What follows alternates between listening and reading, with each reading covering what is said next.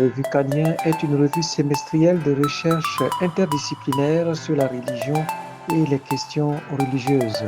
Cette revue des professeurs de l'ITCJ s'adresse aux théologiens, aux experts des sciences religieuses et des sciences humaines et sociales. La revue favorise l'approche interculturelle et pluridisciplinaire qui met en dialogue différents aspects de l'expérience religieuse en Afrique et dans le monde. Depuis la dernière dédicace au livre, la revue Canien a publié 4 numéros. Le premier numéro est celui de mars 2023 avec 4 études.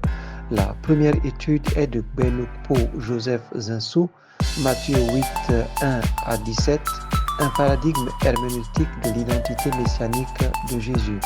L'auteur se lance dans une analyse exégétique de Matthieu 8, 1 à 17 et démontre que ce passage résume toute la compréhension des miracles de Jésus. La deuxième étude est de Nazer Mabanza, le Muntu chrétien contemporain et la question de l'éternité. L'auteur répond à la question de savoir comment le chrétien africain peut rendre compte de l'éternité ici-bas. Il répond à cette question en considérant que le Muntu, de par sa vision du monde traditionnel orienté vers les ancêtres, la vie dans l'au-delà, est déjà préparé à comprendre et à accepter et même à témoigner de l'éternité ici-bas. La deuxième étude est celui de Joseph Loïc Ben, les femmes, le féminin dans les exercices spirituels et le récit du pèlerin.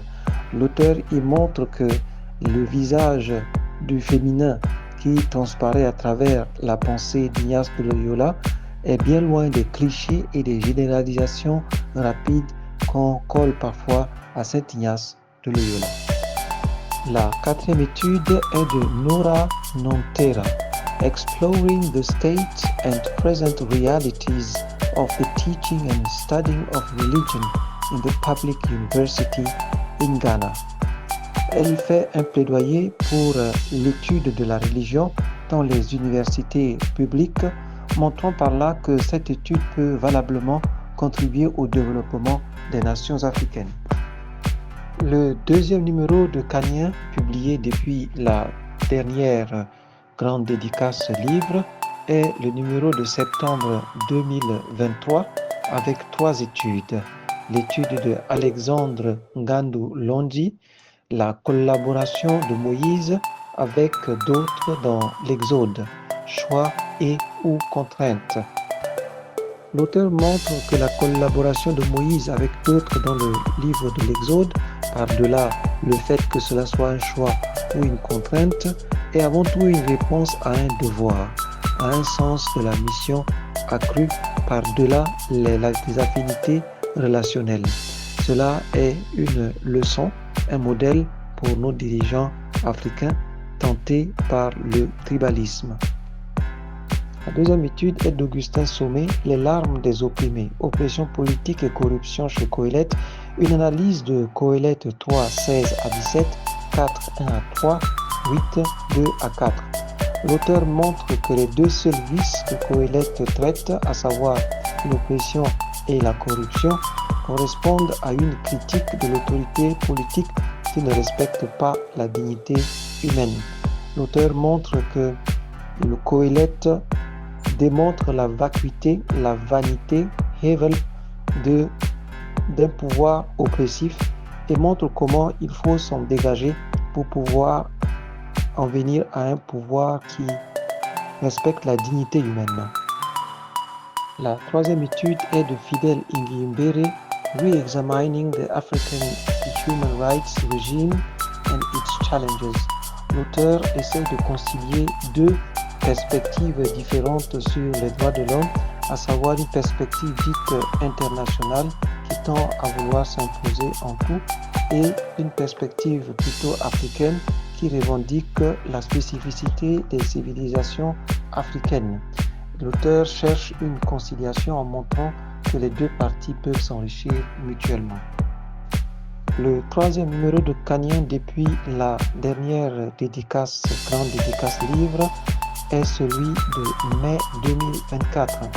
Il contient 3 études dont celui de Paul Béret, Parole de Dieu et signes des temps. L'auteur fait un examen approfondi des expressions parole de Dieu et signes des temps.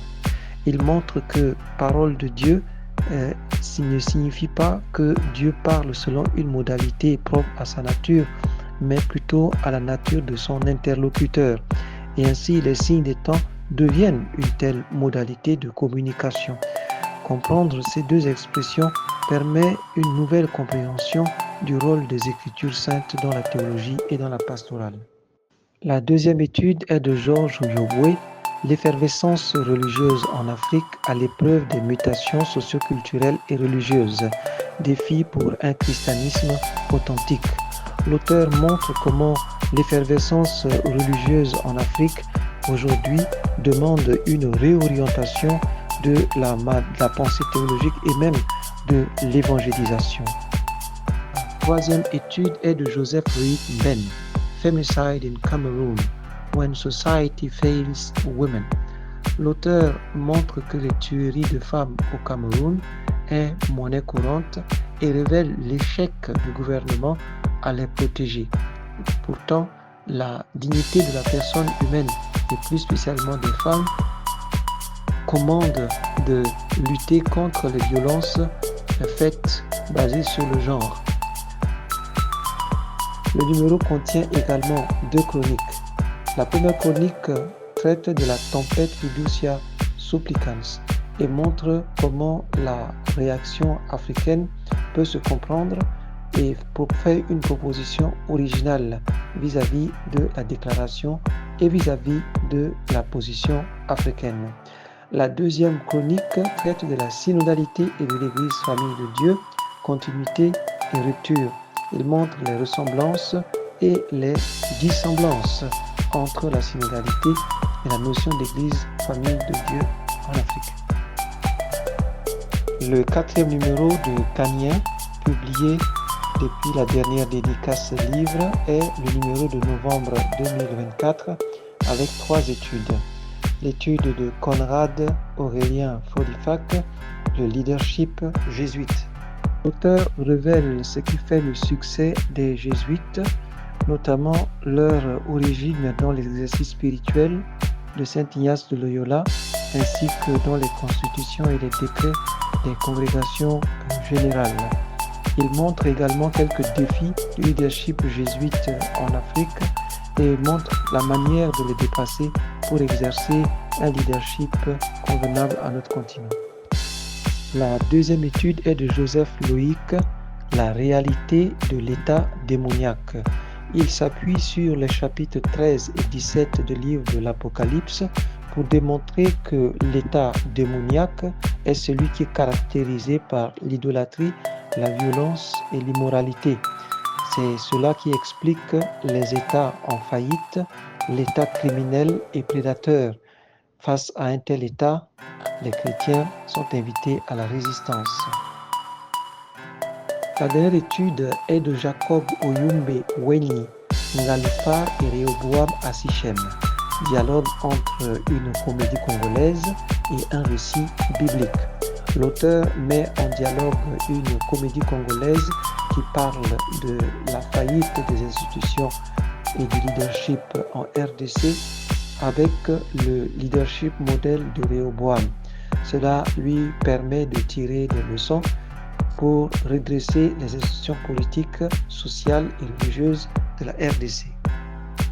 Le numéro contient également 2 chroniques. La première chronique traite des controverses sur la cérémonie d'ouverture des Jeux Olympiques d'été de Paris 2024, où la dernière scène a été représentée par des personnes travesties. Et la deuxième chronique traite de la deuxième session du synode sur la synodalité.